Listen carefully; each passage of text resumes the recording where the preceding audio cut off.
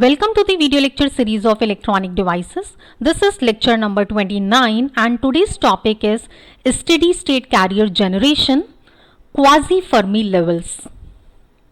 Let us begin. In our previous discussion, our focus was on the transient decay of an excess electron hole pair population. But various recombination mechanisms are also important in a sample at thermal equilibrium or with steady state electron hole pair generation recombination balance. See, this term is very important, which is the electron hole pair generation recombination and balance is related to the steady state. And what do you mean by the steady state? The steady state refers to a non-equilibrium condition in which all processes are constant and are balanced by the opposite process. So this refers to the steady state. Let us consider a semiconductor at equilibrium. And let this semiconductor experience a thermal generation of electron hole pair, and if the rate of generation of this thermal electron hole pair, which is G of T, is equal to Gi, and we know that Gt is equal to what?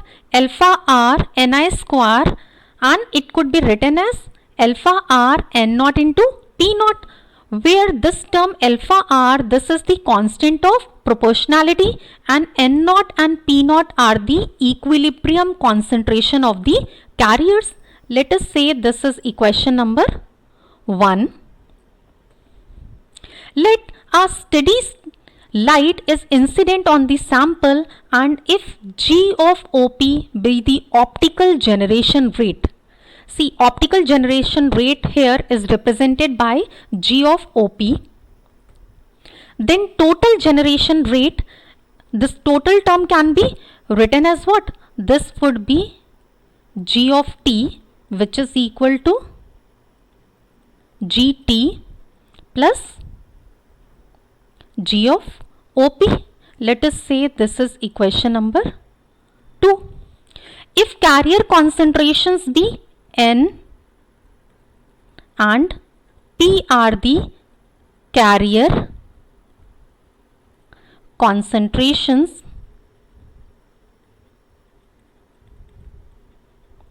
then we can write this term G of T plus G of OP, this is equal to what? Alpha R into N into P. Let us say this is equation number 3. Now let us assume that del N and del of P, these are the departures from equilibrium carrier concentration. Let these be the, let me write it, departures from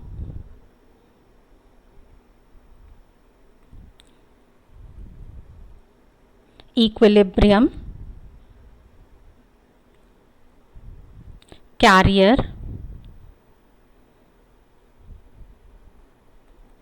concentrations. Then we can write N is what? This term would be N naught plus del of N, and P will be written as P naught plus del P. Now let us substitute these values in equation number 3. See what we are getting over here.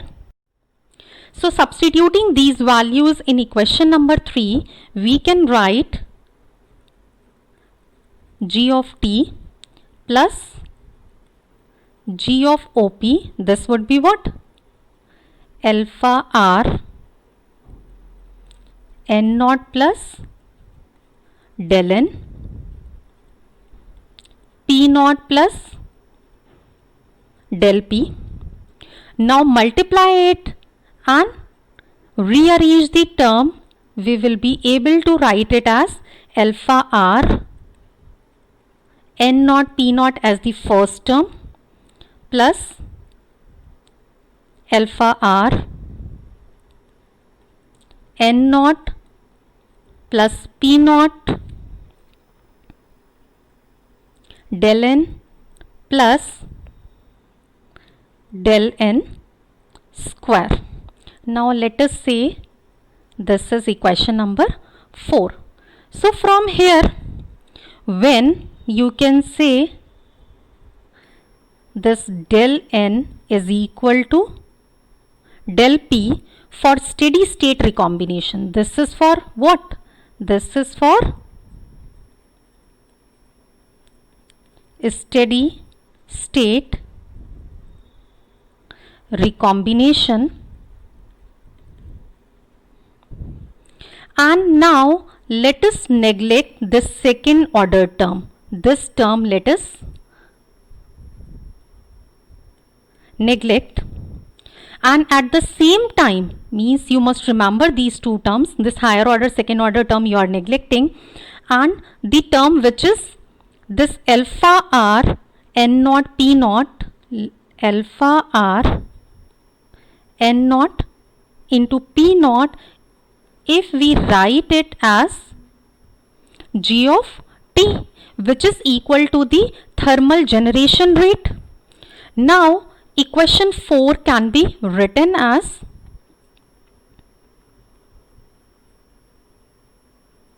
equation 4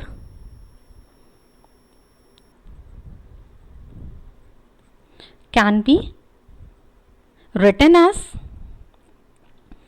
let me write it here, this would be what? G of OP, this will be equal to alpha r n naught plus p naught del of n. Let us say this is equation number 5, or you can write it as del n upon tau n, G of OP. So these equations you must remember, and here this term tau n is actually the lifetime of carriers. So what is tau n? This is lifetime of carriers, and this can be written as what? This is 1 upon alpha r n naught plus p naught. You must remember this formula as well. This is also very important. Equation number 6. Now from using equation 5, the excess carrier concentration can be written as excess carrier concentration can be written as del n is equal to del p. This is equal to what? G of OP into tau n.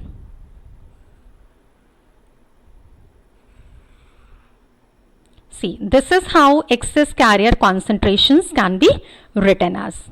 Note down all these formulas. These are very important. Moving ahead. Now, let us understand quasi-Fermi levels. What do you mean by this? The quasi-Fermi levels, actually, you can define it in a manner like the concept of Fermi level is meaningful only under equilibrium conditions when no excess carriers are present. Fermi level is meaningful in the equilibrium condition. But what happens under non-equilibrium condition? Under non-equilibrium condition, sometimes it is very convenient to write the steady state electron and hole concentrations in terms of separate quasi-Fermi levels, that is Fn and Fp. Means under non-equilibrium conditions you have to consider the quasi-Fermi levels, which can be denoted as Fn and Fp for the electrons and holes respectively. Now let us understand this. Means the quasi-Fermi levels Fn and Fp, how to represent it, how to calculate the concentrations as well. So the resulting carrier concentration equation we can write as N is what? Ni e raised to the power Fn minus Ei upon Kt. Here Fn and Fp you are aware with the quasi-Fermi levels. Means these are the considering the equations related to the Fermi levels. And P is what? Ni e raised to the power Ei minus Fp upon Kt. Now let us understand its behavior and draw a diagram. In this particular diagram, you can see that this is valence band, this is conduction band. Let us draw this level as E of I. If we say Fn and Fp, which are actually the steady state analogy for the equilibrium Fermi level EF. So when excess carriers are present, the deviation of Fn and Fp from EF, it indicates how far the electron and hole population are from the equilibrium values, means from the N0 and P0. It means this would be what? This would be F of N and this is Fp, and this F of N is equal to what? EF. So at a given concentration of X, this electron hole pair causes a large shift in the minority carrier quasi-Fermi level, which is compared to that of majority carrier. And the separation of quasi-Fermi levels, how to write down this term?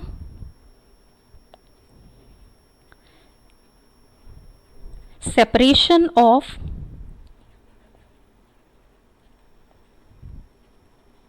quasi-Fermi levels, which is Fn minus F of P, and this separation is the direct measure of the deviation from equilibrium.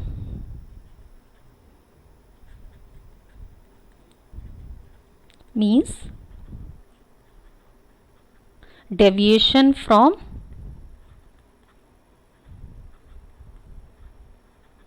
equilibrium.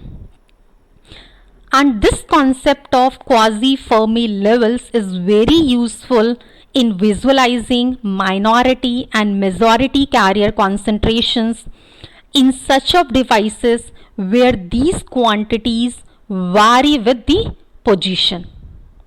So you must remember this, and I hope now the excess carriers and quasi-Fermi levels are clear to you.